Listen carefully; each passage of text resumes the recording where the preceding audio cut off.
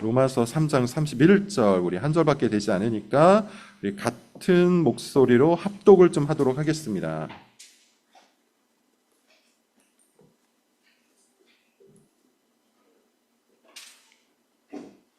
로마서 3장 31절입니다. 우리 한 절입니다. 같이 한번 읽어볼게요. 시작. 그런즉 우리가 믿음으로 말미암아 율법을 파기하느냐? 그럴 수 없느니라.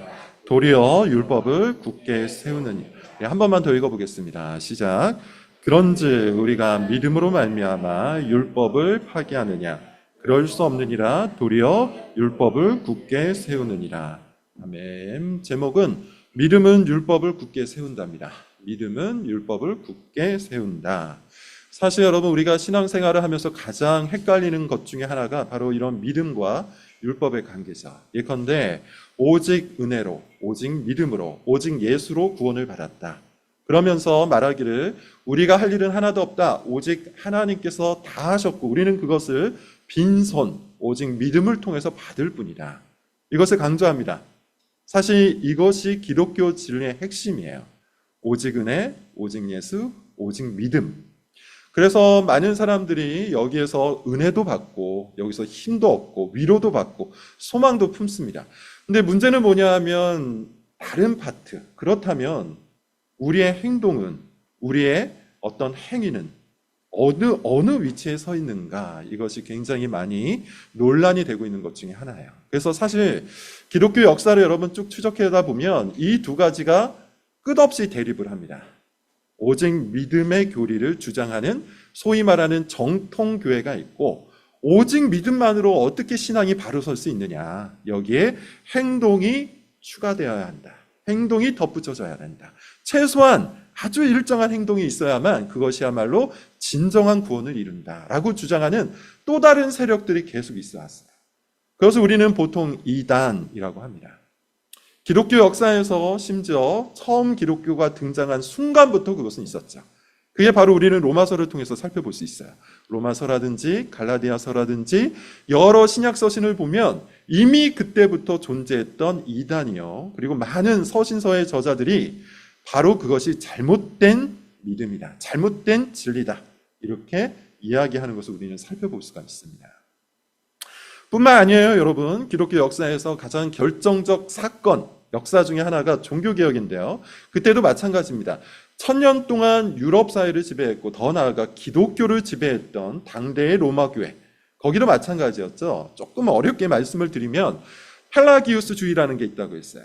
펠라기우스주의는 기본적으로 인간은 중립적인 존재고 스스로 선이나 악을 택할 수 있다. 그러므로 우리가 복음을 선포할 때 인간이 그것을 결정할 수 있다, 이걸 주장을 합니다. 따라서 은혜나 믿음이라는 것은 절반의 진리이지 나머지 절반은 사람들의 선택과 행동으로 채워갈 수 있다. 이것이 펠라기우스주의인데 로마 교회는 이걸 다 받아들이진 않았어요. 절반만 받아들였어요. 그래서 세미 펠라기우스주의라고 합니다.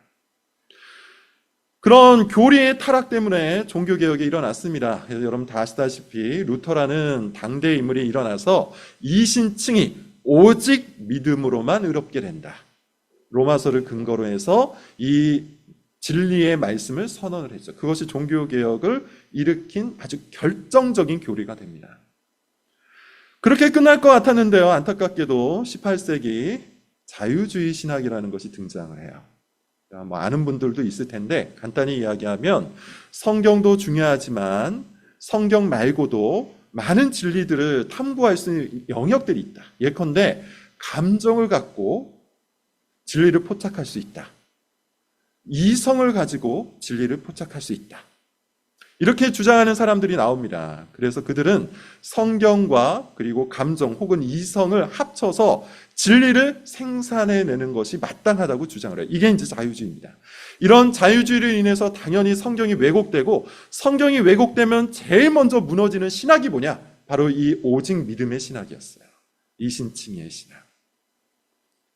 왜냐하면 제가 이미 로마서 설교를 통해서 끊임없이 말씀을 드린 것처럼 이것은 사람의 본능에 반하는 것이기 때문이죠. 오직 예수, 오직 믿음, 오직 은혜. 이건 뭡니까? 우리가 하는 일이 하나도 없이 오직 하나님께서 행하신 그 모든 것들이 우리 인생을 구원한다. 우리 인생의 진정한 복이 된다. 그런데 여러분, 이것은 우리가 본능적으로 받아들이기 굉장히 어렵습니다. 왜냐하면 사람은 기본적으로 본인이 행동한 것, 본인이 성취한 것을 근본으로 거기에서 만족과 보람과 기쁨을 누리는 존재이기 때문이에요. 그리고 그것을 합리적이라고 받아들인다고 했죠. 그런 차원에서 성경이 말하는 바 이신칭의의 신학, 오직 믿음, 오직 은혜, 오직 예수, 이것을 강조하는 신학이라는 것은 본능적으로 거부감이 생기는 거예요. 그래서 교회가 타락할 때 반드시 교리가 먼저 타락하는데, 그 교리 중에서도 어떠한 교리? 이신칭의의 교리, 오직 믿음으로만 의롭게 된다는 이 교리가 가장 먼저 타락하는 겁니다. 자, 뭘 말씀을 드리려고 하는지 여러분 잘 들어보시기를 바랍니다. 지금 오늘 본문에서 바울이 어떤 이야기를 하는 것이죠? 믿음과 율법의 관계를 설명하고 있는 거예요. 믿음과 율법의 관계. 앞서 계속해서 무엇을 강조했습니까? 오직 믿음을 강조했어요. 오직 믿음으로만 구원을 얻는다. 이것을 반박하는 사람이 끊임없이 반문하는 게 뭐냐 하면, 그렇다면 우리의 행동은, 그렇다면 우리의 삶은 아무런 의미도 아무런 가치도 없다는 말인가? 오직 믿음으로만 구원을 얻고 오직 믿음 안에서만 우리가 인생의 의미와 가치를 찾게 되는 것이라면, 나는, 나의 행동은, 나의 삶은 아무런 의미, 아무런 가치도 생산할 수 없는가? 실제로 여기에서 두 가지 극단이 갈라진다라고 제가 이미 여러 번 말씀드렸습니다. 간단히 말씀을 드리면, 아니다, 그렇지 않다. 우리의 행동도 우리의 삶도 의미와 가치를 생산한다라고 주장하는 사람들이 앞서 말씀드린 것처럼 믿음의 행위를 덧붙이는 자들이에요. 소위 말하는 이단입니다. 또 반면 그래, 정말이야. 오직 은혜, 오직 믿음만이 우리의 의미, 우리의 가치야. 우리의 행동이나 우리의 삶이란 의미와 가치를 생산할 수 없으니 그래, 마음대로 살아보자. 소위 말하는 무율법주의, 반율법주의, 방종주의, 자유주의입니다. 이런 두 극단으로 나뉘어져요. 그런데 오늘 본문에서 바울은 아주 명확하게 이야기하죠. 뭐라고 얘기합니까? 믿음이 율법을 굳게 세운대요. 믿음이 율법을 굳게 세운대요. 이것을 이해하기 위해서 여러분, 믿음이 무엇인지 알아야 돼요. 믿음은 개념적인 게 아닙니다. 우리가 사실 믿음이라는 것을 말로써 이해하기 위해서 제가 계속해서 개념적으로 설명을 드릴 뿐이죠. 지금 제가 말씀드린 걸 잘 이해하셔야 돼요. 우리는 믿음이라는 것을 이해하기 위해서 말로 표현되는 개념 정리를 할 뿐이지, 사실은 믿음이라는 것은 개념적인 게 아니에요. 관계적인 겁니다. 누구와의 관계? 하나님과의 관계잖아요. 하나님은 살아계시죠. 하나님은 창조주시죠. 하나님은 통치자입니다. 그리고 하나님은 구원자시고 하나님은 아버지요 목자입니다. 그런 하나님을 볼 수 있는 능력, 그게 믿음이잖아요. 그런 하나님을 하나님답게 포착할 수 있는 능력, 그게 믿음이에요. 그래서 여러분, 믿음이라는 것은 사실 이해의 영역을 초월합니다. 그러니까 이해를 배제하는 게 아니에요. 이해의 영역을 초월해서 볼 수 없는 그 하나님, 창조주요, 통치자요, 구원자요, 아버지요, 목자이신 그 하나님을 포착할 수 있는 영적인 능력, 이게 믿음이에요. 그래서 히브리서 11장에서 믿음을 뭐라고 얘기하는 겁니까? 보이지 않는 것들의 증거, 바라는 것들의 실상. 보이지 않지만 살아계시고 역사하시고 구원하시고 우리를 돌보아 주시는 그 하나님을 볼 수 있는 능력, 그게 믿음이에요. 그런데 이 믿음이라는 것을 우리가 이해할 수 있도록 계속해서 말씀을 드리니 우리가 종종 착각을 하죠. 믿음은 개념적인 것인가? 교리적인 것인가? 신학적인 것인가? 그런데 교리와 신학은 이 믿음을 설명하기 위한 정리에 불과한 것이요, 믿음은 실질적으로는 관계적인 거예요. 마치 결혼한 분이 나의 배우자와 관계를 맺는 것처럼, 부모가 자녀와 관계를 맺는 것처럼, 자녀가 부모와 관계를 맺는 것처럼 믿음이라는 것은 기본적으로 관계적인 겁니다. 그래서 믿음이 있는 사람은 하나님과의 관계가 재설정되죠. 믿음이 없는 사람은 하나님에 대해서 아무리 공부해도 머릿속에 단어만 남아있어요. 아, 하나님은 구원자지. 하나님은 창조주지. 하나님은 왕이시지. 하나님은 아버지시지. 그렇게 머릿속에 단어와 개념만 남아있으니 삶이 어떠합니까? 변하지 않죠. 그러나 참된 믿음을 가진 사람은 하나님과의 관계가 변합니다. 하나님을 바로 봅니다. 그래서 하나님께서 나의 창조주시니 나는 피조물로서 하나님께 매달리는 겁니다.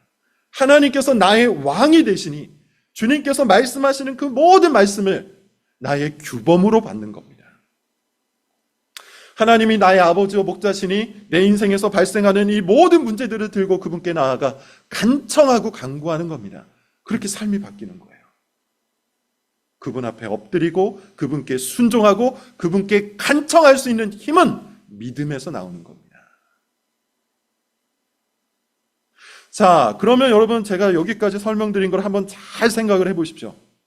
만약에 믿음이라는 것이 우리가 흔히 오해했던 것처럼 개념적인 것이거나 신학과 교리적인 것에 불과했다면 이런 반문이 오를 수도 있어요. 오직 믿음으로만 구원을 얻는다면 내 인생의 가치, 내 행동의 가치, 이 율법의 가치는 어디에도 없는 것인가? 아무런 의미와 가치도 생산할 수 없는 것인가? 라는 반문이 오를 수도 있어요. 논리적으로는 그런 설명이 가능합니다. 그런 반문이 가능합니다. 그러나 관계적인 것이라면 이런 반문이 어리석죠. 그래서 오늘 본문을 보십시오. 뭐라고 이야기하고 있어요? 오늘 본문에 보면 앞부분 다시 한번 우리 읽어보도록 하겠습니다. 다시 한번 읽어볼게요. 시작. 그런즉 우리가 믿음으로 말미암아 율법을 파기하느냐? 그럴 수 없느니라. 자, 여기까지. 여러분 이 문법을 한번 잘 보십시오. 그런즉 우리가 믿음으로 말미암아 율법을 파기하느냐라고 물어본다면 원래의 답변은 어떻게 나와야 되죠? 아니다라는 답변으로 나와야죠. 세 번역으로 보면 이렇게 표현이 됩니다. 우리가 믿음으로 말미암아 율법을 무효화할 수 있겠는가? 아니다라고 얘기해야 되는데 바울은 뭐라고 표현해요? 그럴 수가 없대요. 이 그럴 수가 없다는 문법은 사실은 어떠한 표현인 것이죠? 존재론적인 표현이잖아요. 존재론적인 표현. 논리적으로 아니다라고 말하고 반문을 답변해 주는 것이 아니라 그냥 간단히 얘기해요. 그럴 수 없다. 믿음이라는 것이 왕이신 하나님을 바라보는 능력이요. 믿음이라는 것이 구원자이신 하나님을 붙드는 능력이요. 믿음이라는 것이 나의 아버지, 나의 목자로서 하나님을 바라볼 수 있는 능력이라면 그럴 수가 없다. 그럴 수가 없다. 결혼한 부부들은 아마 더욱더 잘 알 수 있으리라고 생각합니다. 여러분, 관계 속에 이 믿음이 생겨나면 이 믿음을 통해서 하나님과 우리의 관계 가운데 나타나는 대표적인 열매가 있어요. 그게 사랑이죠. 하나님을 하나님으로 우리가 바로 보게 되면, 믿음을 품게 되면 우리에게 나타나는 열매가 있는데 그것이 바로 사랑이에요. 사랑을 이해하기 위해서 하나님과의 관계 속에 있는 그 사랑을 이해시키기 위해서 하나님께서 신구약 성경을 통해서 계속해서 말하는 게 뭐죠? 부부관계예요. 결혼관계입니다. 그래서 여러분 한번 생각해 보십시오. 내가 내 배우자를 사랑합니다. 내 남편과 내 아내를 사랑합니다. 그러면 어떻게 되죠?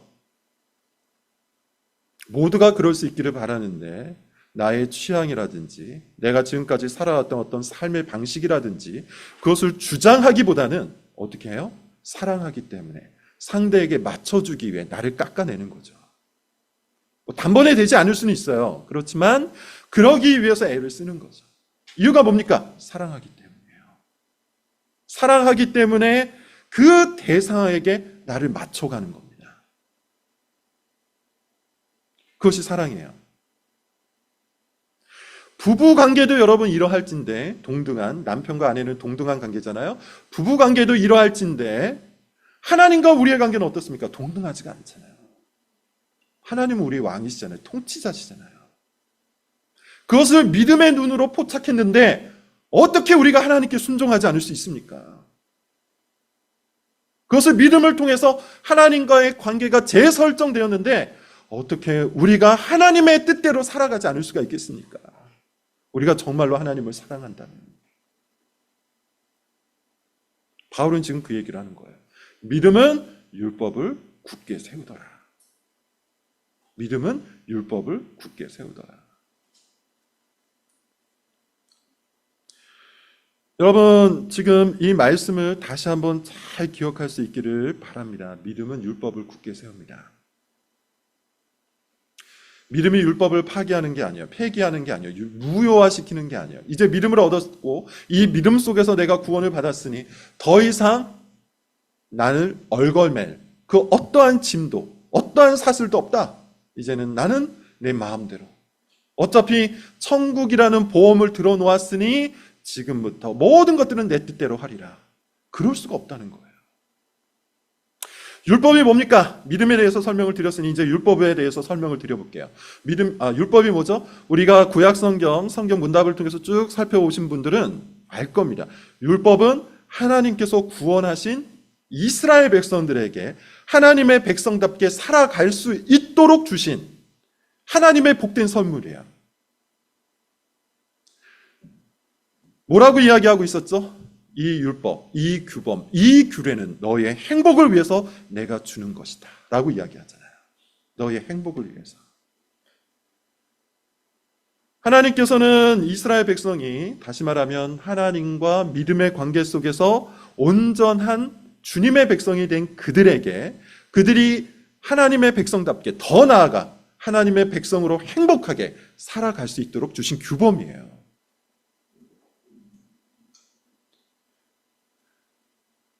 특별히 가나안 땅에서 그렇게 살아갈 수 있도록 율법을 아주 세세하게 세우셨습니다. 왜냐하면 이 가나안에는 우상들이 너무 많았기 때문이죠. 우상은 우리가 하이델베르크 교리문답 앞부분에서 읽었던 것처럼 어떠한 거죠? 하나님보다 더 높게 혹은 하나님과 나란히 우리의 마음을 빼앗아가서 우리를 즐겁게 하거나 우리로 하여금 그것을 의지하게 만드는 모든 것들이 우상이라고 했어요. 가나안에는 그게 넘쳐 흘렀어요. 바알도 있었고요. 아세라도 있었고요. 그모스라는 우상도 있었고요. 몰록이라는 우상도 있었습니다. 이 모든 우상들은 기본적으로 굉장히 사람들의 유익을 위한 것들이죠. 바알은 농사의 신이에요. 아세라는 쾌락의 신이에요. 등등입니다. 그래서 당대의 우상들은 이스라엘 백성들의 마음과 삶을 아주 매료시킬 만한 것들을 갖추고 있었어요. 그런데 문제는 뭡니까? 그게 다 가짜잖아요. 우상이라는 게 사실 가짜잖아요. 그들을 숭배하고 섬기고 그들을 따른다고 해서 정말 그 우상들이 이스라엘 백성들을 복되게 해주지 못하잖아요. 오히려 그들을 망하게 하잖아요. 그래서 하나님께서 이스라엘 백성들이 우상을 쫓아 살아가지 않도록 율법을 주신 거예요. 그러니 여러분, 이 율법이라는 것이 이스라엘 백성들의 짐이 되는 겁니까? 복이 되는 겁니까? 복이 되는 거죠. 문제는 뭡니까? 이스라엘 백성들이 믿음을 잃어가면서 율법에 대해 왜곡된 시선을 갖게 되는 거죠. 율법에 대해서 왜곡된 시선을 갖게 되는 거예요. 율법을 진처럼 여기기 시작했어요. 진짜 취급을 하기 시작했어요. 그러면서 율법을 경시하고 소홀히 여기고 또 때로는 이 율법을 지켜 행함으로 하나님의 만족을 얻으려고 하는 아주 우상숭배적 기질을 거기에 투영해버렸어요. 그러면서 믿음과 율법의 관계가 혼란스럽게 되어버린 것이죠. 율법은 하나님께서 원래 우리의 행복을 위해서 주신 겁니다. 율법은 하나님께서 원래 우리의 복을 위해서, 우리의 기쁨을 위해서, 즐거움을 위해서 주신 거예요. 10계명 첫 번째부터 10번째 계명을 여러분 한번 잘 살펴보십시오. 첫 번째부터 네 번째 계명을 배제하고 먼저 5번째부터 10번째 계명을 보세요. 지켜야 되는 거 아닙니까? 부모를 공경하라. 부모님과 관계가 틀어져서 행복할 수 있겠어요? 살인하지 말라. 누군가를 미워하고 적대하고 그를 반드시 무너뜨리고자 하는 마음을 품 그런 악한 마음으로 살 때 그 사람이 행복하겠습니까? 간음하지 말라. 부부관계 안에서 마땅히 서로를 더 깊이 사랑하고 더 넓게 사랑해야 되는데 자꾸만 다른 사람, 다른 이성을 바라본다면 그 인생이 정말로 행복하겠습니까? 도둑질하지 말라. 다 마찬가지예요. 거짓 증언하지 말라. 탐하지 말라. 다 마찬가지잖아요. 5번째부터 10번째 계명을 놓고 여러분 우리가 생각을 해보면 이것을 지켜 행할 때 비로소 우리의 삶이 평온할 수 있고 행복할 수 있고 기쁠 수 있다는 것을 모두가 동의할 수 있을 겁니다. 왜냐하면 5번째부터 10번째 계명은 모든 사람들이 동의할 만한 보편적인 도덕법이기 때문이에요. 똑같은 개념과 힘과 능력이 첫 번째부터 네 번째에 있는 것이죠. 첫 번째부터 네 번째 계명 뭡니까? 하나님 외에 다른 어떤 신도 섬기지 말라. 우상을 만들어서 또한 절하지 말라. 하나님의 이름을 망령되게 부르지 말라. 안식일을 거룩하게 지키라. 이 네 가지는 하나님에 대한 태도입니다. 이 하나님에 대한 태도를 우리가 굳건하게 세워나갈 때 하나님과의 관계 속에서 하나님이 정말로 내 인생의 복이요, 의미요, 가치요, 나를 유익하게 해주실 유일한 하나님임을 알게 되는 것이죠. 그러니 여러분 한번 생각해 보십시오. 십계명으로 대표되는 모든 율법은 우리의 짐입니까? 복입니까? 복인 것이죠. 믿음의 눈이 뜨이면 그것이 보이는 거예요.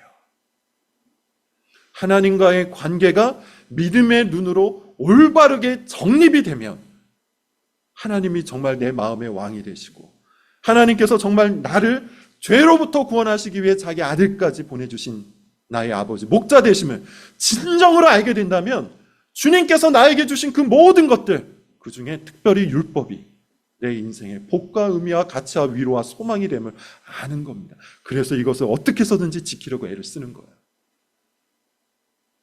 그래서 여러분 율법주의와는 완전히 다른 결을 가지고 순종을 하는 거죠.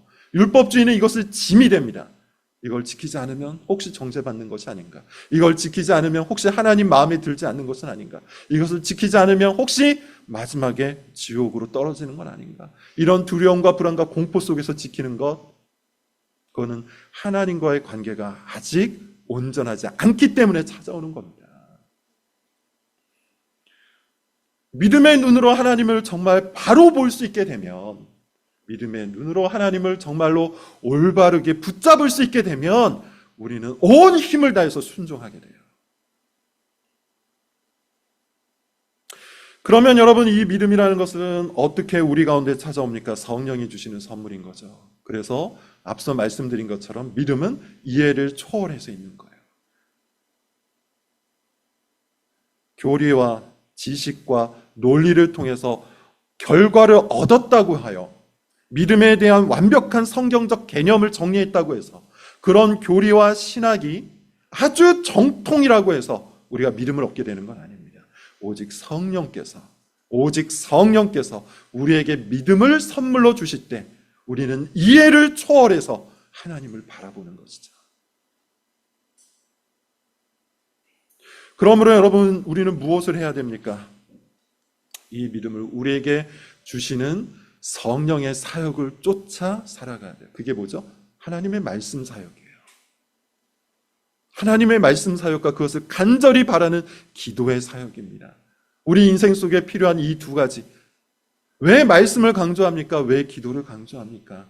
그것이 우리의 믿음을 더 선명하게, 그것이 우리의 믿음을 더 굳건하게 만들어서 결국 우리로 하여금 하나님이 주신 모든 것들을 기쁨과 복으로 받아 누리게 만드는 것이죠. 말씀을 읽으셔야 됩니다. 말씀이 없이 성령의 사역을 경험할 수 없어요.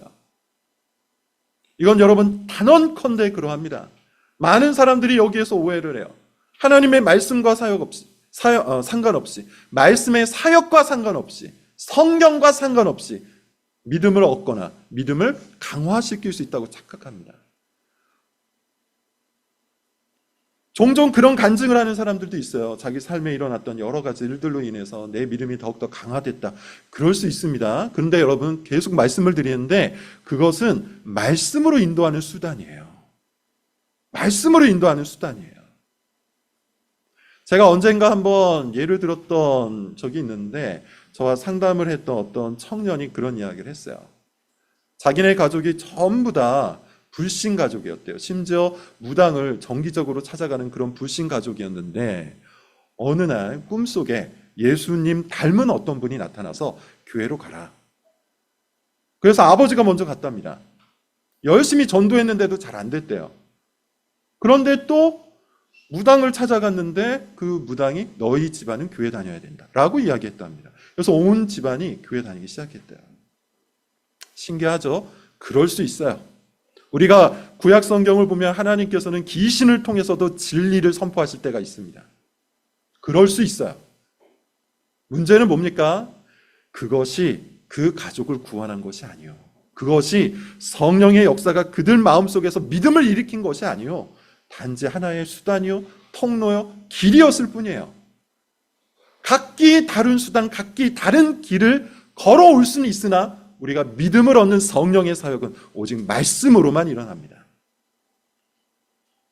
이것을 착각하니 하나님의 말씀을 경시하거나 외면하는 거예요.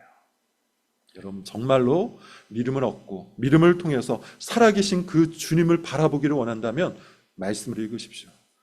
그런데 말씀을 읽는 것만으로 자동적으로 믿음이 생기는가? 그렇지 않죠. 그래서 우리에게 기도가 필요한 거예요. 간절하게 주님께 매달려야 돼요.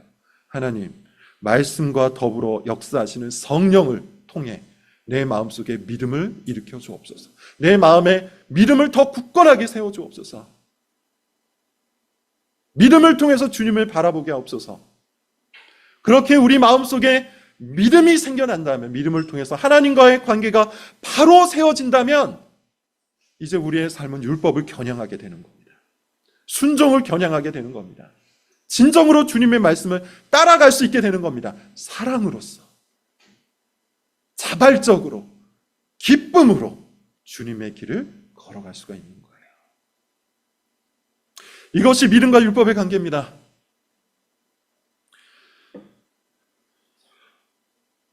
이번 일주에 여러분 마음속에 믿음이 생겨날 수 있기를 바랍니다. 믿음이 일어날 수 있기를 바랍니다. 그러기 위해서 여러분 말씀을 들으십시오. 말씀을 읽으십시오. 말씀을 듣고 말씀을 읽어도 여러분 마음속에 믿음이 일어나지 않는다면 기도하십시오. 힘써 기도하십시오. 간절히 기도하십시오. 성령이 반드시 역사하실 겁니다. 구원을 바라고 믿음을 바라는 사람들 중에 구원과 믿음이 생기지 않은 적이 없어요. 성경이 증명하고 역사가 증명합니다. 여러분께서 정말로 믿음을 원한다면, 정말 믿음이 굳건히 세워지기를 원한다면 말씀과 기도라는 이 두 가지를 붙들고, 이 은혜의 수단 두 가지를 붙들고 힘써 말씀을 읽고 기도하는 일주일을 보내시기를 바랍니다. 하나님께서 하나님의 영을 통해 여러분의 심령 가운데서 반드시 일하실 겁니다. 기도하겠습니다.